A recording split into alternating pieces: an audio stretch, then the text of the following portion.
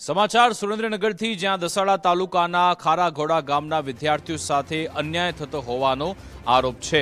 દસાડા તાલુકાના રણકાંઠે આવેલ ખારાઘોડા ગામમાં નવોદય પરીક્ષાને લઈ અગરિયા વિદ્યાર્થીઓ સાથે મોટો અન્યાય થતો હોવાની બાબત સામે આવી।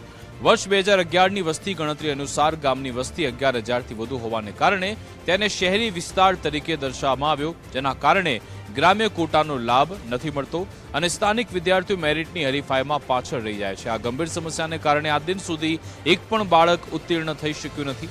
આ અંગે વાલી અને સ્થાનિક આગેવાનો દ્વારા ઉચ્ચ કક્ષાએ રજૂઆત કરી, ત્યારે અગરિયાઓના શૈક્ષણિક ભવિષ્યને બચાવવા માટે રાજ્ય સરકાર દ્વારા વહેલી તકે યોગ્ય અને સકારાત્મક નિર્ણય લેવાય તેવી પ્રબળ લોકમાંગ ઉઠી છે।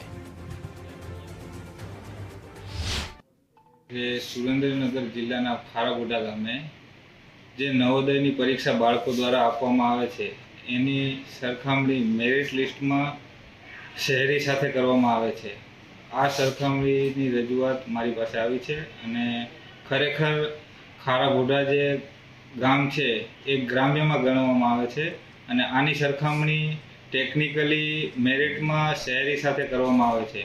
તો અમે આની રજૂઆત આગળ કરશું અને બાળકોને સાથે જે આ અન્યાય થઈ રહ્યો છે એની અમે રજૂઆત આગળ કરશું અને અમારાથી બનતા પ્રયત્નો કરશું કે બાળકો આ લાભથી વંચિત રહે। વિષય અમારો એ છે કે આ અમારું ગામ રૂરલ અને અર્બન એટલે આ સિટીમાં ગણતરી થાય છે ગામની, હકીકતમાં ગ્રામ્ય છે અને એના અમને ગ્રામ્યના લાભ મળતા નથી।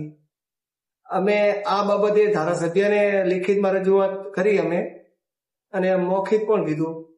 આ પ્રશ્ન થઈ જશે અને હાલ જે આ પરીક્ષા અમારે નવોદયની જે ફોર્મ અથવા ભરી છે ફરીવાર, આના પહેલા અમે 1 વર્ષ પહેલા પણ આની રજૂઆત કરી હતી, તો એ રજૂઆતનું હાલ હજુ કોઈ ડિસિઝન આવ્યું